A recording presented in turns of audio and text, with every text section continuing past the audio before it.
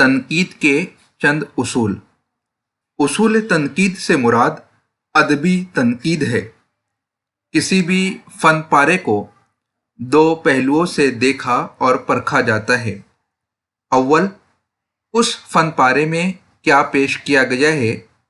دوم، اس فن پارے میں مواد کو کس طرح پیش کیا گیا ہے۔ اس کیا اور کیسے کے لیے ہماری تنقید میں دو نام موجود ہے: مواد اور حیت۔ فن پارے کو سمجھنے اور سمجھانے کے لیے نقاد انہیں الگ الگ کر کے دیکھتے ہیں۔ ادبی تنقید کا پہلا کام یہ دیکھنا ہے کہ فن پارے میں جو تجزیہ پیش کیا گیا ہے یا جو جذبہ یا خیال پیش کیا گیا ہے اس کی کیا اہمیت ہے۔ ادبی تنقید کا اگلا قدم یہ دیکھنا ہے کہ فنکار اپنے تجربے کو مؤثر انداز میں پیش کر سکا ہے یا نہیں۔ ادبی تنقید کا مقصد ایسے اصولوں اور زاویوں کو مدون کرنا ہوتا ہے جن کی مدد سے ادبی نگارشات کے حسن و قبح کے درجات متعین کیے جا سکے۔ یہ اس معرفت اور بصیرت کا نام ہے جس کی بنیاد پر شعر و ادب کی تفسیر و تفہیم قائم ہوتی ہے۔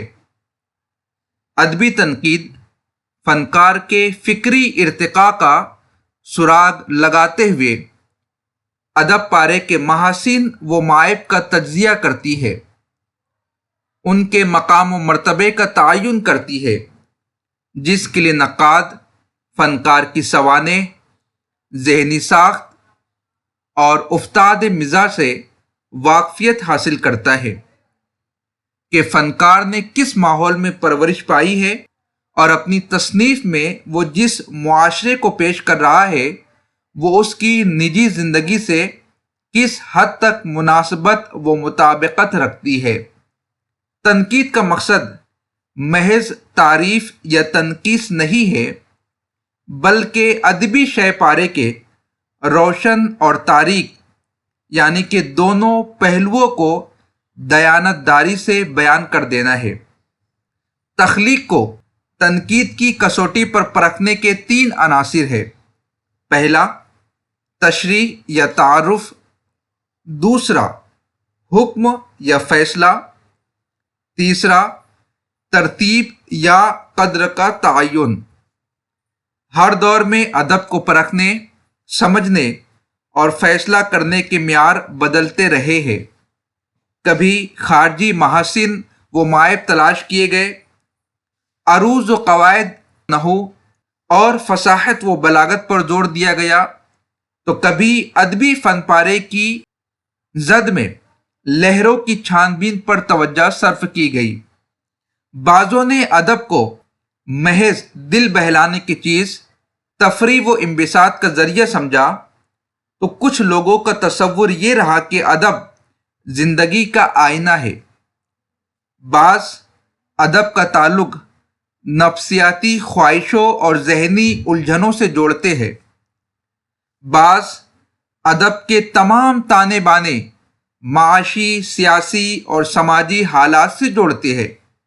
بہرحال نئے اصولوں اور پرانے نظریوں کی کشمکش اور متضاد پہلو برابر روا دبا رہے ہیں، اور انہی مثبت و منفی پہلوؤں کے تحت قوت نقد و انتقاد کو فروغ ملا ہے۔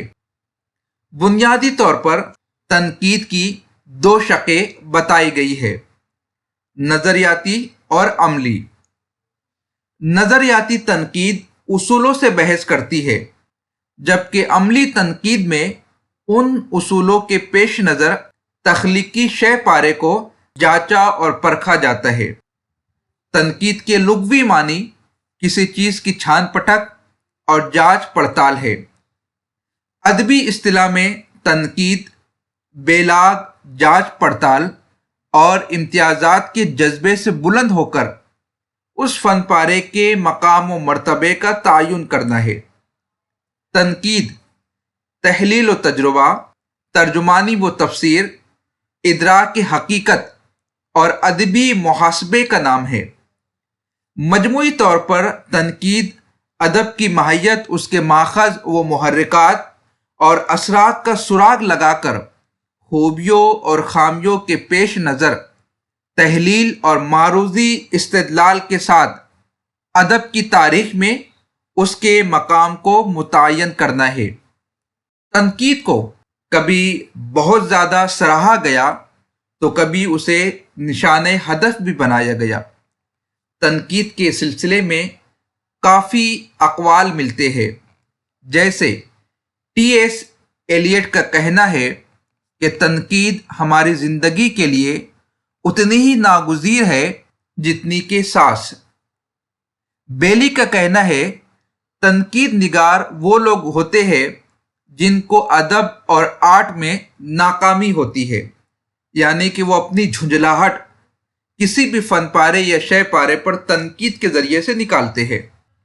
تنقید نگار کے لیے ضروری ہے کہ اس کے دماغ میں کئی دماغوں کی صلاحیت یکجا ہو۔ یہ خیال لوئس گازی مین کا ہے۔ ٹینیسن کا کہنا ہے کہ تنقید ادب کی زلفوں کی جو ہے۔ فلابیر کا کہنا ہے تنقید ادب کے جسم پر کوڑ ہے۔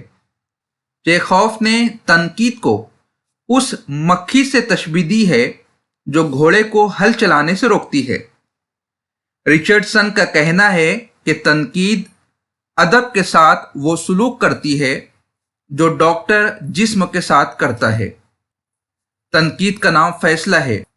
دودھ کا دودھ، پانی کا پانی الگ کر دینا تنقید کا کام ہے۔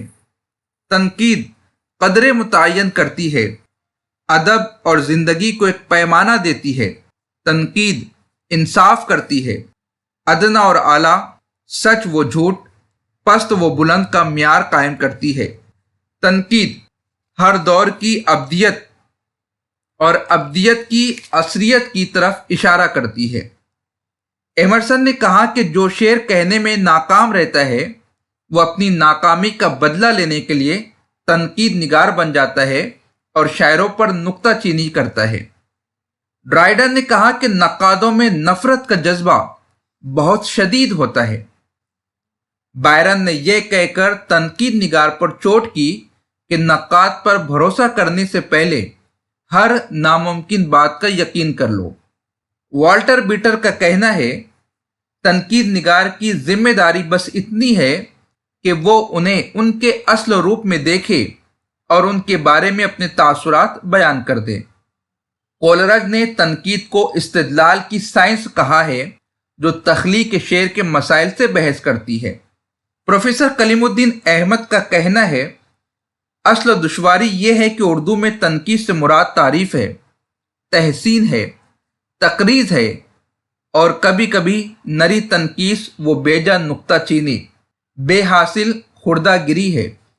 آج بھی یہ کہنے کی ضرورت ہے کہ تنقید ایک قسم کی پرکھ ہے، ایک قسم کی کسوٹی ہے جس سے کھرے کھوٹے میں امتیاز کرنا ممکن ہے۔ تنقید کوئی کھیل نہیں ہے جسے ہر شخص بآسانی کھیل سکے، یہ ایک فن ہے، ایک صناعی ہے۔ فن تو ہر طرح کے ہوتے ہیں، مشکل بھی، آسان بھی، مگر تنقید مشکل ترین فن ہے۔ تنقید کے ابتدائی نقوش تذکروں اور تقریضوں میں ملتے ہیں۔ تنقید کے لیے استدلال کو ہونا از حد ضروری ہے۔ دنیا میں جو بہترین باتیں معلوم ہے یا سوچی گئی ہے انہیں غیر جانبدارانہ طور پر جاننے اور عام کرنے کی خواہش کا نام ہی تنقید ہے۔ تذکروں میں تنقیدی عناصر، مشرقی تصور تنقید، مغربی تصور تنقید، دبستان تنقید، اردو کے اہم نقاد، اس طرح کی معلومات پر مبنی ویڈیوز آپ کے سامنے اگلی قسط میں پیش کی جائیں گی۔ آپ سے ایک اہم گزارش، ویڈیو کو لائک اور شیئر ضرور کیجیے، چینل کو سبسکرائب کیجیے، بیل آئیکن کو کلک کیجیے۔ ملتے ہیں اگلی ویڈیو میں۔ خدا حافظ۔